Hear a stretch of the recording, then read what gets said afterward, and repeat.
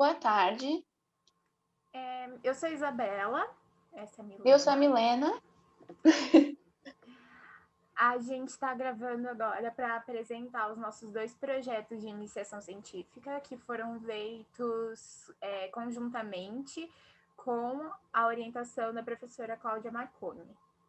Isso, como os dois projetos conversam muito em relação à linha de pesquisa, nós optamos por toda a dissertação fazer em conjunto, ambas.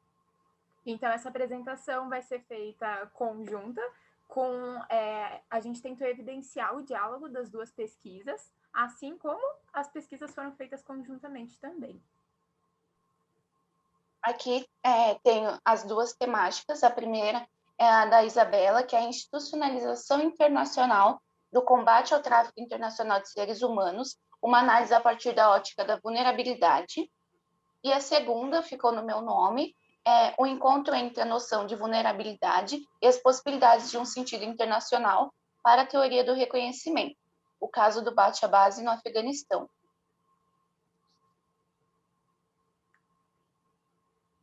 Aqui a gente deixou os 2 problemas de pesquisa e um objetivo de pesquisa para os 2.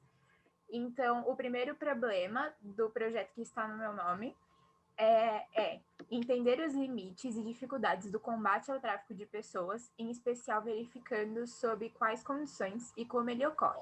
Para isso, utilizando e aplicando diversos autores do campo da vulnerabilidade. Enquanto que está no nome da Milena, nós escrevemos como problema trazer a teoria do reconhecimento para o campo internacional através dos conceitos de vulnerabilidade e precariedade, para assim compreender de uma nova forma, de uma nova maneira, aqueles indivíduos que são vítimas de violações em situações que transbordam fronteiras estatais. No presente projeto, o objeto foi o bate-a-base no Afeganistão. E aí aqui ambos têm como objetivo de pesquisa não só intensificar o campo das relações internacionais, mas também colocar em destaque os grupos minoritários, os quais muitas vezes não têm esse espaço. Então aqui a gente está trabalhando o conceito de vulnerabilidade e precariedade e trazendo também a teoria do reconhecimento como uma teoria crítica, só que levando ela para o internacional para evidenciar o nosso problema de pesquisa que a gente colocou aqui. A pesquisa, de toda forma, ela é muito teórica, ela foi conduzida de uma forma muito teórica, ainda que a gente tenha se esforçado muito em entender os 2 objetos, não só como números e estatística, mas a gente também tentou entender eles como indivíduos, donos de uma história. Então, a gente procurou muitos relatos de vítimas ou de pessoas, por exemplo, no caso do Bate a Base, alguns, além de vítimas, mas alguns adultos que viveram em ambientes em que ele aconteciam e podiam nos contar, de fato, como ele era. Mas, de toda forma, a teoria da vulnerabilidade é tanto um elo para o campo internacional como é um elo entre os 2 projetos, ainda que o reconhecimento ele acabe aparecendo também nos 2 projetos, justamente porque ele dá para associar ele muito facilmente à vulnerabilidade e aos nossos 2 objetos. E aí aqui a gente tem um cronograma que foi a nossa base para construir todo o projeto. Então, nós fizemos em 2 meses um levantamento bibliográfico dos principais autores que nós iríamos utilizar. Ao decorrer da pesquisa, a gente também conseguiu adotar documentários, TV shows e afins. E aí, durante 3 meses, leitura, análise, fichamento e associação dos textos propostos. Então, a gente buscou sempre ler os mesmos autores e conversar entre eles por meio de fichamentos.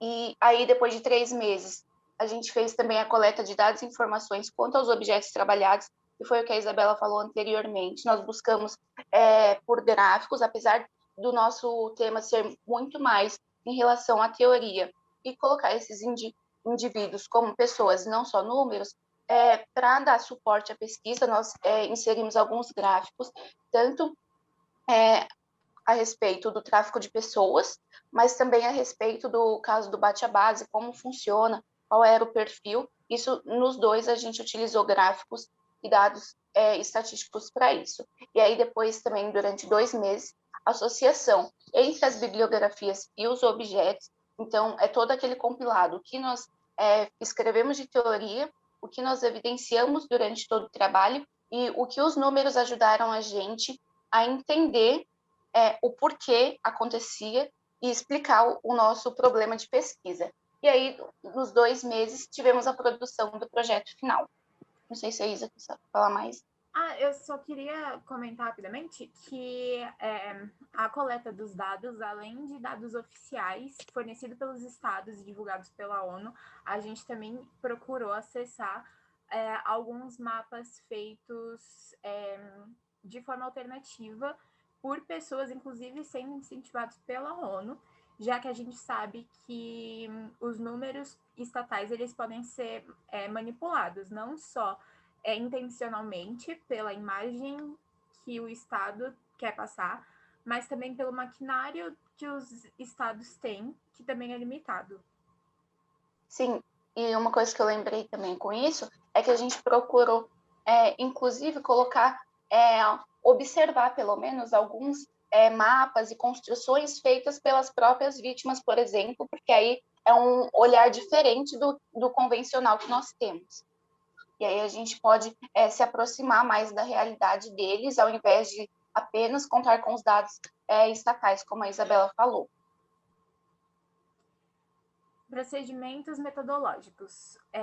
O método de pesquisa utilizado em ambos os projetos foi o método exploratório. As teorias e conceitos foram trabalhados por meio da abordagem qualitativa, permitida pelo objeto de pesquisa. Além disso, o método quantitativo, permitido por meio de dados comparativos e gráficos, foram utilizados como base para a afirmação teórica, como já afirmamos anteriormente. Partimos do método empírico ou indução para a dedução, em que passamos a observar dados acerca do tráfico de pessoas e gráficos sobre o perfil dos praticantes do bate-base e das crianças. Sim, aqui é basicamente o que a gente falou logo no início. Nós optamos, e também era o mais viável, de acordo com o nosso objetivo, adotar os métodos, principalmente exploratório. Então, a gente começou a lidar com teorias e casos específicos. Depois, nós partimos para os dados, mas como auxiliadores e reforçadores daquilo que a gente estava trabalhando. E aqui, como resultado, um dos principais resultados, que foi o que a gente conseguiu, foi tornar uma teoria crítica do campo das relações internacionais em uma teoria que pode ser aplicada internacionalmente. Então, a gente consegue... Uma coisa que a gente conversou muito, e ela se encaixa em ambos os projetos, apesar da teoria do reconhecimento ter sido foco no trabalho do bate-a-base, a gente consegue observar que em todos os casos que a gente consegue trabalhar com questões de minorias, a gente conseguiu aplicar a teoria do reconhecimento dentro da sociedade e as críticas que os outros autores utilizados realizaram. Né? É até interessante a gente perceber a movimentação, porque a teoria do reconhecimento ela não é uma teoria tão comum ou originária das relações internacionais. Ela é uma teoria mais voltada para a filosofia política e a gente conseguiu fazer esse exercício junto com a teoria da vulnerabilidade de tentar dar uma frente mais internacional para ela. E quando a gente fala na institucionalização do tráfico, é porque, apesar de ser um crime muito recorrente, ele não é tão tratado e os estados não trabalham tanto essa questão e os dados não são tão evidentes. Então, aqui a gente conseguiu também evidenciar essa problemática e é isso.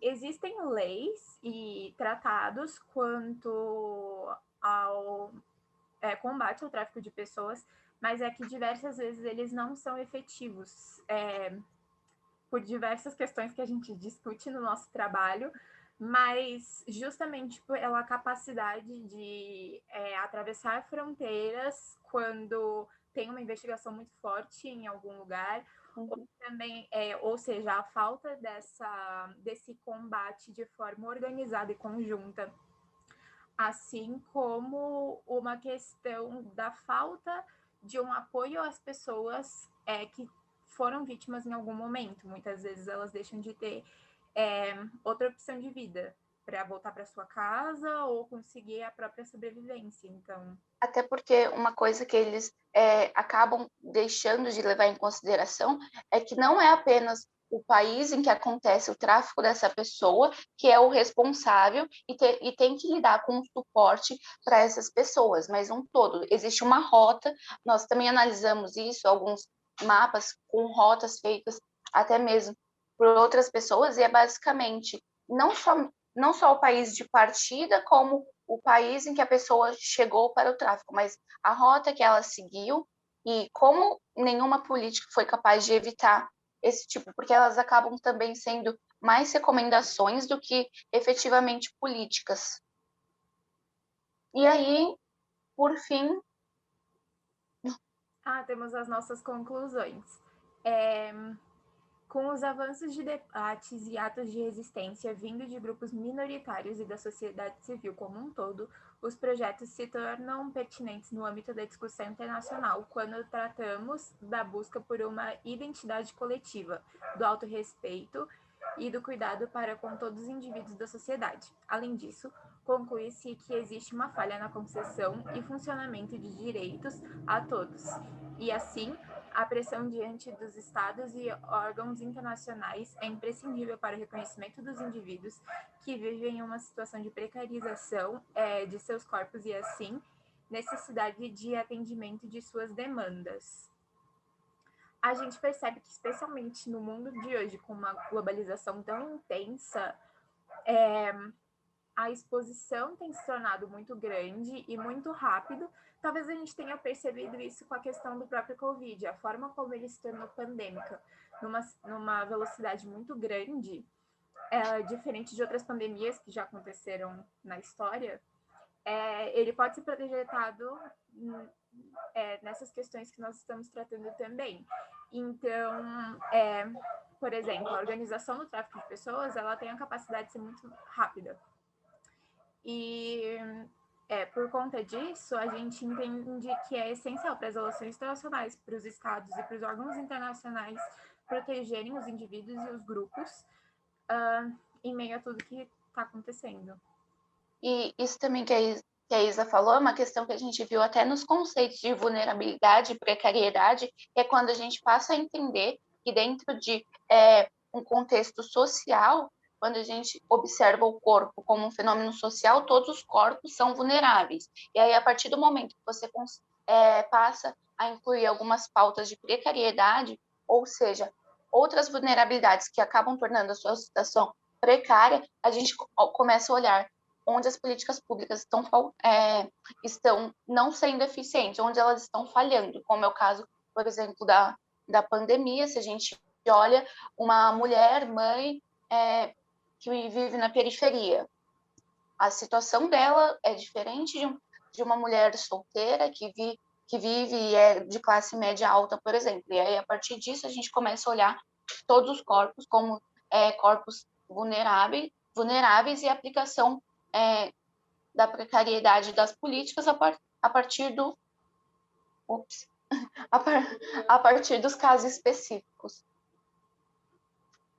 E aí aqui tem as referências. A gente colocou algumas das referências, porque a lista era muito grande.